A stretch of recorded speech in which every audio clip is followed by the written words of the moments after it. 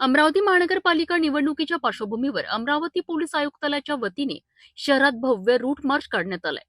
या रूट मार्चची सुरुवात राजापेठ चौकातून करण्यात आली। हा रूट मार्च पोलीस आयुक्त राकेश ओला यांच्या नेतृत्वात काढण्यात आला असून यामध्ये स्वतः पोलीस आयुक्त राकेश ओला रस्त्यावर उतरल्याचे चित्र पाहायला मिळालेत।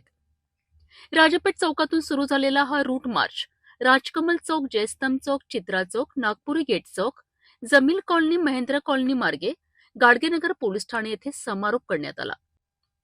या रूट मार्चमध्ये पोलीस आयुक्त राकेश ओला, पोलीस उपायुक्त गणेश शिंदे, पोलीस उपायुक्त श्याम घुगे, पोलीस उपायुक्त रमेश धुमाळ यांच्यासह अनेक पोलीस निरीक्षक, अधिकारी आणि पोलीस कर्मचारी मोठ्या संख्येने सहभागी झाले होते। महानगरपालिका निवडणुकीच्या पार्श्वभूमीवर शहरात कडेकोट बंदोबस्त लावण्यात आल्याची माहिती पोलीस आयुक्त राकेश ओला यांनी दिली आहे। या निवडणुकीदरम्यान 3 पोलीस उपायुक्त, 7 सहाय्यक पोलीस उपायुक्त, 31 पोलीस निरीक्षक, 1650 पोलीस अंमलदार, 900 home guard, 1 SRPF company, 3 SRP, 4 QRT पथके तैनात ठेवण्यात आल्याचे त्यांनी सांगितले आहे। तसेच सर्व नागरिकांनी निवडणुकीच्या काळात कायदा व सुव्यवस्था राखावी आणि शांततेत मतदान प्रक्रिया पार पाडण्याकरिता सहकार्य करावेत असे आवाहन पोलीस आयुक्त राकेश ओला यांनी केले आहे।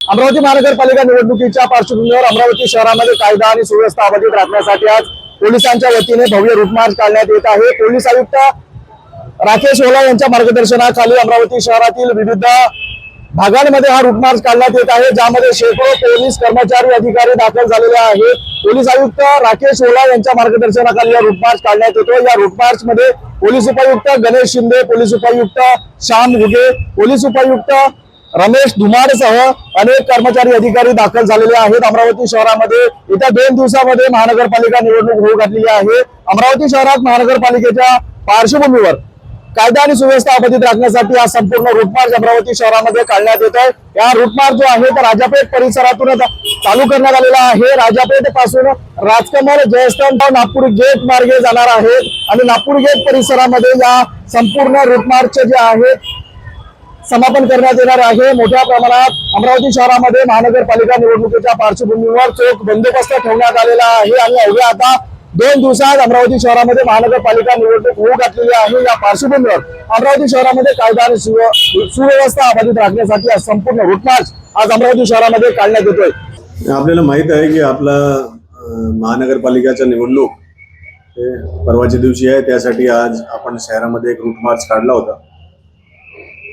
आपले टोटल 231 इमारती आणि 805 बूथ आहे। त्याच्यामध्ये आमच्या जे पोलीसचं नियोजन आहे त्यांच्यामध्ये 3 आपले उपायुक्त, तसेच 7 सहाय्यक उपायुक्त, 31 पोलीस निरीक्षक, 91 सहाय्यक पोलीस निरीक्षक, तसेच पोलीस उपनिरीक्षक, 1650 अंमलदार, 900 होमगार्ड,